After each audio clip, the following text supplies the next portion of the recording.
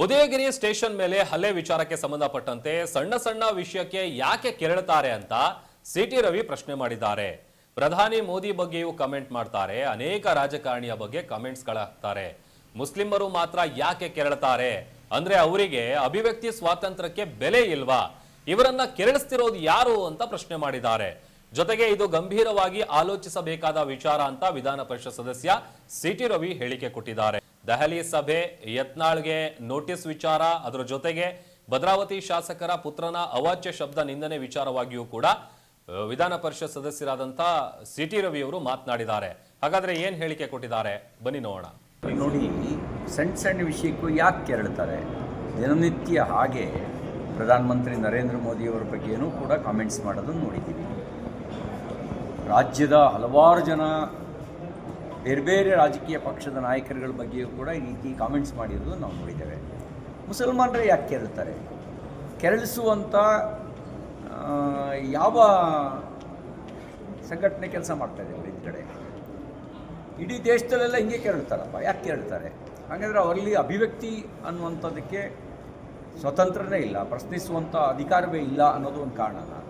ಅಥವಾ ಎಲ್ಲದನ್ನೂ ಒಂದು ಸಣ್ಣ ನೆಪ ಮಾಡಿಕೊಂಡು ಕಾಲು ಕೆರೆದು ಜಗಳ ಮಾಡೋದಕ್ಕೆ ನೆಪ ಕಾಯ್ತಾ ಇರ್ತಾರೆ ಅವರು? ಇದು ಸ್ವಲ್ಪ ಗಂಭೀರವಾಗಿ ಆಲೋಚನೆ ಮಾಡಬೇಕಂತ ಸಂಗತಿ. ನಾನು ಪೊಲೀಸ್ ಇಲಾಖೆಗೆ, ಸರ್ಕಾರಕ್ಕೆ ಆಗ್ರಹ ಮಾಡ್ತೇನೆ, ಯಾರು ತಪ್ಪು ಮಾಡಿದ್ದಾರೆ ಅವ್ರ ಮೇಲೆ ಕ್ರಮ ತಗೊಳ್ಳಿ. ಪುಂಡಾಟಿಕೆ ನಡೆಸಿದವರು ಮೇಲೆ ಸೇರಿದಂತೆ, ಇಲ್ಲದೇ ಇದ್ದರೆ ಸರ್ಕಾರ ಬದುಕಿದ್ದು ಸತ್ತಂತೆ ಅಂತ ಆಗುತ್ತೆ.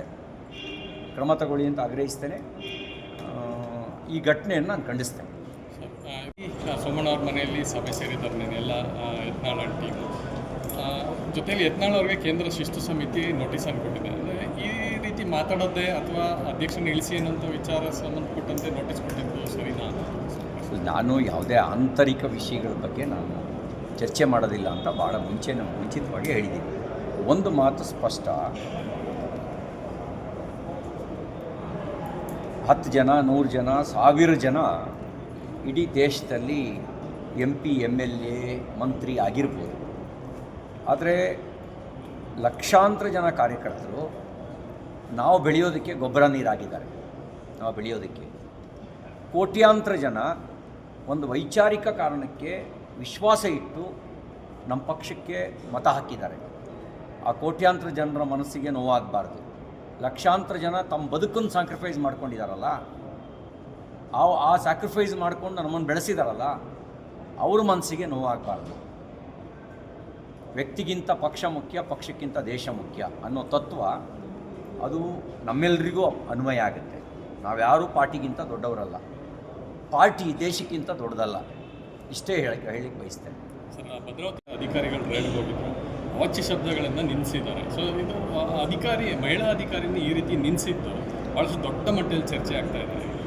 ಅಂದರೆ ಈ ಸರ್ಕಾರ ಯಾವ ರೀತಿ ನಡೀತಾ ಇದೆ, ಯಾವ ಪರಿಸ್ಥಿತಿಲಿದೆ ಅಂತ ಅತಿ ಹೆಚ್ಚು ಜನ ಸರ್ಕಾರಿ ನೌಕರರು ಆತ್ಮಹತ್ಯೆ ಅತಿ ಹೆಚ್ಚು ಸಂಖ್ಯೆಯಲ್ಲಿ. ಯಾಕೆ ಆತ್ಮಹತ್ಯೆ ಮಾಡ್ಕೊಳ್ಳೋ ಪರಿಸ್ಥಿತಿ ಬರುತ್ತೆ?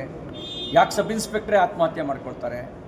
ಯಾಕೆ DYSPನೇ ಆತ್ಮಹತ್ಯೆ ಮಾಡ್ಕೊಳ್ತಾರೆ? ಯಾಕೆ ಕ್ಲಾಸ್ 1 ಆಫೀಸರೇ ಆತ್ಮಹತ್ಯೆ ಮಾಡ್ಕೊಳ್ತಾರೆ?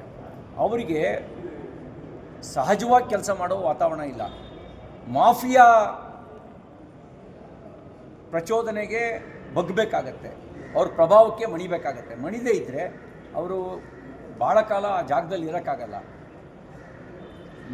ನಿನ್ನೆ ಭದ್ರಾವತಿಯ ಶಾಸಕರ ಮಗ ಮಾಡಿರೋದು ಕೂಡ ತನ್ನ ತಂದೆ ಶಾಸಕರು ಅನ್ನುವಂಥ ಪ್ರಭಾವ ವಲಯವನ್ನು ದುರುಪಯೋಗ ಪಡಿಸ್ಕೊಂಡ್ರ ಕೆಲಸ. ಮತ್ತು ಅವರ ಮಾತಿನ ಬಳಸಿದ ಭಾಷೆ ಇದೆಯಲ್ಲ, ಅದು ಭಾಷೆ ಅಲ್ಲ. ತಪ್ಪು ಯಾರು ಮಾಡಿದ್ರು ತಪ್ಪೇ. ತಪ್ಪು ಮಾಡಿದ್ರು